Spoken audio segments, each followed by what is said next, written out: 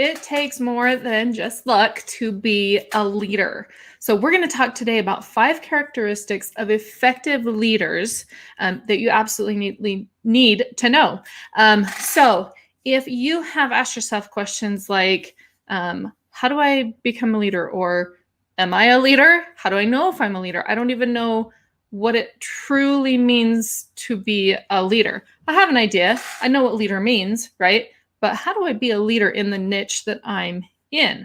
That's what we're going to talk about today. So if that is something that you have asked yourself, if those are questions you've asked yourself, then this live is definitely for you.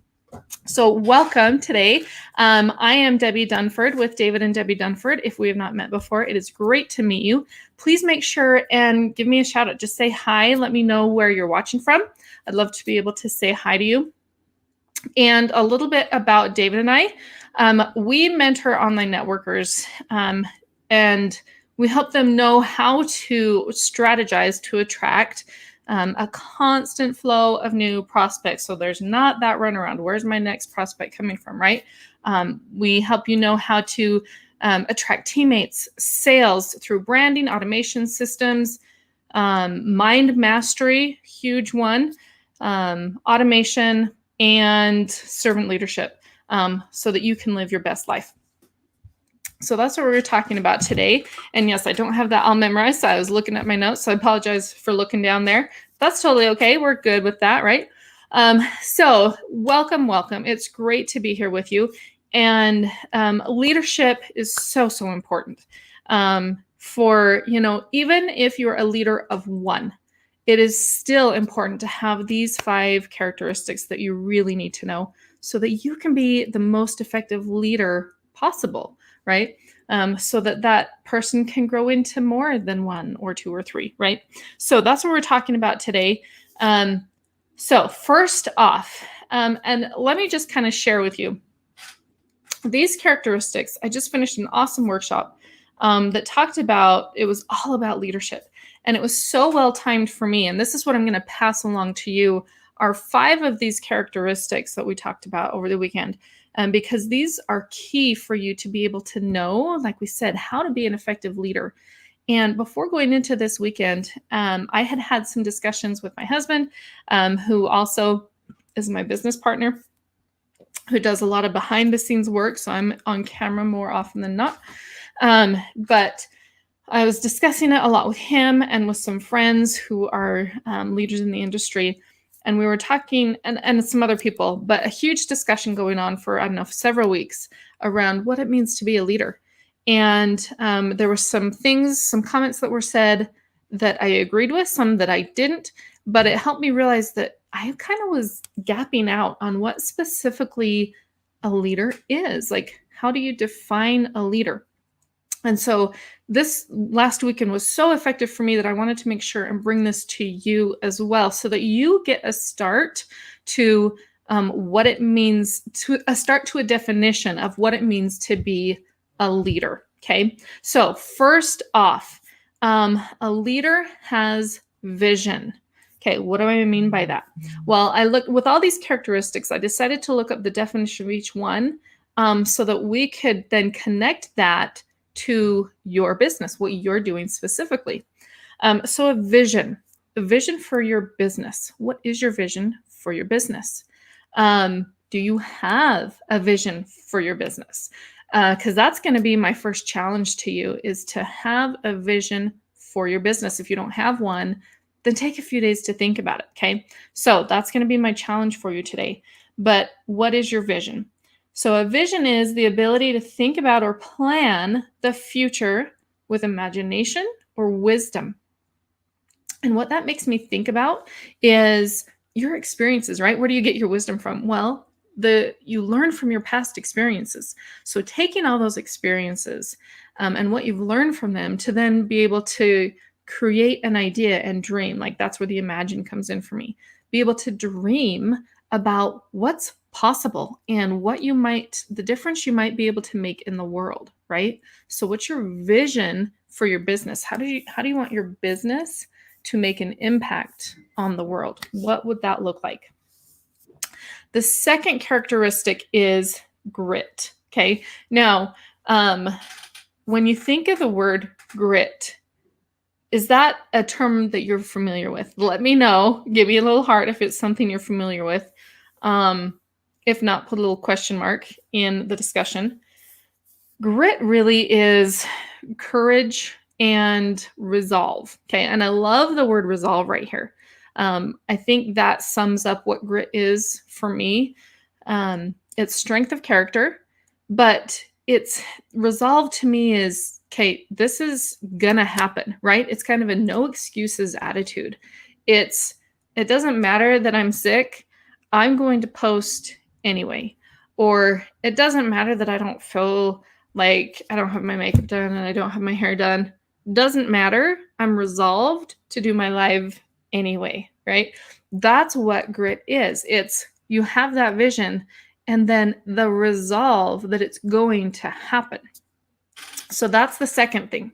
The third characteristic that you really need to know and start to work on and emulate in yourself, and also along those lines of working on and emulating it in yourself, I want you to recognize what you're already doing. Like if you were to rate these on a scale of 1 to 10, where do you fit on that line of how much of this characteristic you already exude and show?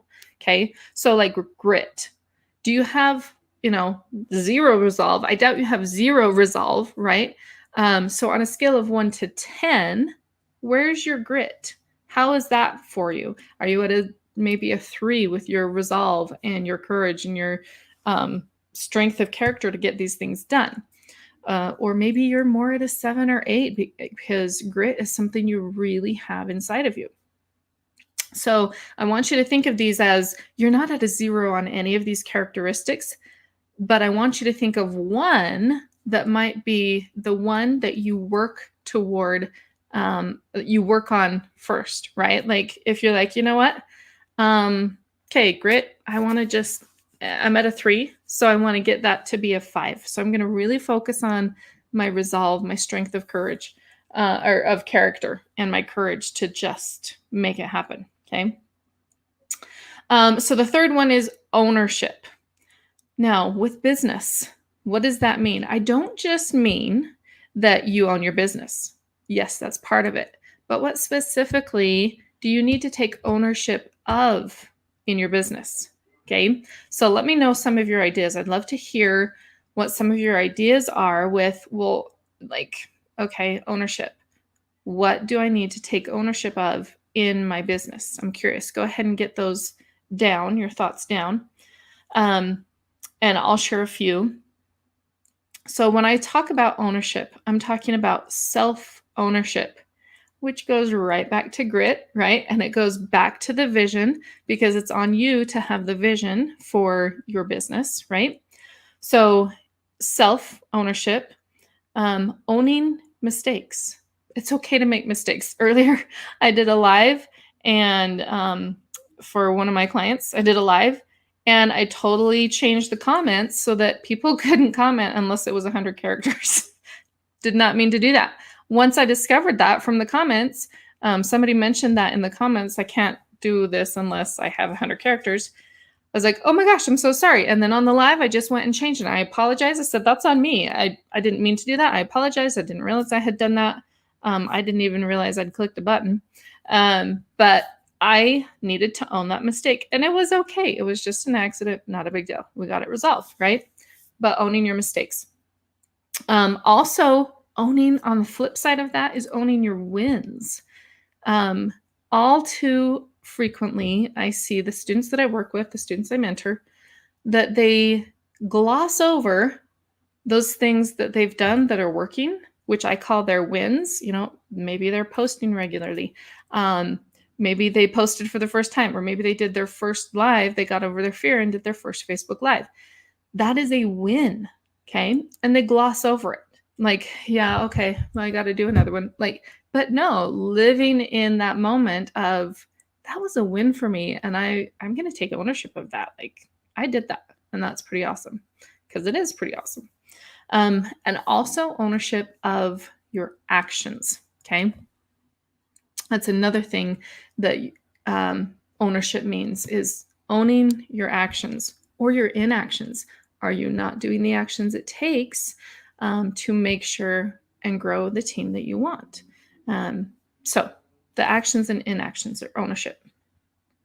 Okay, we've got 2 more. So right now, we've done 3. We've done vision, we've done grit, and we've done ownership. And I'm looking at my notes over here. That's why I'm glancing over here. We've done vision, grit, and ownership.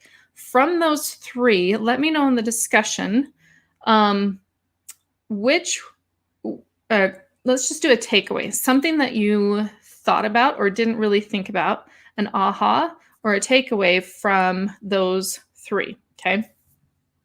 From what we've already discussed. Okay, so the last 2, excuse me, I got a tickle, so I'm going to get a drink real quick. So the last 2, the first one is endurance. Okay. Now endurance, I love this definition, okay? Because when you endure something, with it comes a sense, endurance, the word endurance has a sense of there's something that you just gotta kind of like, I'm thinking crawling through the mud for, right? Like you've just got to get through something that's not very pleasant. Like that's what it makes me think of. And so with the definition, I love the definition I found, the fact or power of enduring an unpleasant or difficult process or situation without giving way. Like that, those 3 words are so key. Without giving way, you're not going to give up. And that goes back to the grit, right? These tie into each other. So endurance is, okay, so I have the resolve, right? The grit, I'm just going to do this. And the endurance is, yep, it's hard. It's not easy, because having the resolve, having the grit to do something, there's going to be ups and downs, right? But having the endurance piece attached to it means when the tough gets tough, when the going gets tough, you're going to push through it. You're going to, what does it say? You're going to go through it without giving way. Okay. You're not going to give up. So love that. So with your business, what are things that you have to endure with your business? Things that, and like, this is a no judgment zone. So it's okay if you don't love doing lives, but I'm curious, put in the discussion, what's something that you feel like you are enduring for your business? One thing that I'm enduring for my business is I don't have the spick and span, like white glove check kind of house that I used to have. It's my kids tidy every day. They do their chores. So it's tidy, but it's just not as spick and span and white glove worthy as I would love it to be. So that's something that I am enduring that I don't like, but I'm going to deal with it for the time being. Right. And that's okay. But there's other things maybe, so that's a sacrifice I'm making because of my business, because of what my husband and I, what David and I are building. There's some sacrifices that we have to make. And so that's a piece of endurance for us. Okay, so let me know in the discussion, what's something that you are enduring for your business? And like I said, maybe it's alive, maybe it's specifically related to an action you're taking for your business that you're enduring that you don't want to. Maybe it's technology, right? Some people do not love the technology side of business. So maybe that's something you're enduring. Maybe it's the budgeting side of business that you're enduring, right? There's so many different things that you could endure. And it can be, around the house or with your family. What are you enduring that you don't love, but you're doing it for right now because of your business? Okay, so then the 5th thing is discipline. And all of a sudden I can't swallow. Okay, that was weird. So the 5th thing is discipline. What does discipline mean? There's a phrase that my mentor uses that I absolutely love. He says, discipline equals freedom. And he got it from a book that he read. Can't remember the name of the book right now. But discipline equals freedom. And I love that, because what that means to me is in discipline, you have choice, right? If I discipline myself to choose to go to bed at 11 at night, and that's the choice I make at the time, even if I want to read a book or even if I want to watch a show. If I choose instead to go to bed, then I can get up the next day when I want to with my alarm clock and not be totally exhausted. I won't push snooze or I won't set my alarm clock for later in the day so that I can sleep in if I don't go to bed at that time, right? So, what I choose now, what I chose the night before, is going to affect the next morning. It's going to affect how much I see my kids before they start with their homeschool stuff. It's going to affect a lot of that because my kids have a lot of their own. They're highly self-sufficient with their homeschool stuff, and so once they get going, I'll see them sporadically for a few hours. But I want to be able to see them sooner than that. But if I don't have the choice to be disciplined to go to bed, I won't get up, which means I won't spend as much time with them in the morning, which I don't want, right? So I think about there's a ripple effect. What you choose to do or not do has a ripple effect on what happens later and the choices that you have later, right? So that to me is what discipline equals freedom means. Because if I choose now to do what I want, then the other things fall in line, right? The other pieces, if we have dinner, if I stop doing work so that we can make dinner and on time and start dinner on time, then we can have our family time on time and not have it push bedtime back, right? I mean, it's just this ripple effect. So that discipline, it allows for that freedom. It allows for more choices that you want to have. So I just love that. So again, those 5 things are vision, grit, ownership, endurance, and discipline. And those are 5 key characteristics of being an effective leader so that you can become that leader that you want. And again, on a scale of 1 to 10, where do you range? Rate yourself on those. Where do you range on those? So that you have an idea of which one you want to start working on first and growing that skill first, because all of these are characteristics you can absolutely learn and grow into and get better and better at. So thank you so much for joining me today. If this was helpful for you, you're going to want to go to our fan page on Facebook at David and Debbie Dunford, and make sure and follow us. Not like, I don't know if the like button's gone or not, but make sure and follow us because we go live every week and we share information, valuable information that we have gained, and we share that with you so that you, again, can create that life that you want. So excited to see you there, and we'll see you later. Have a great one.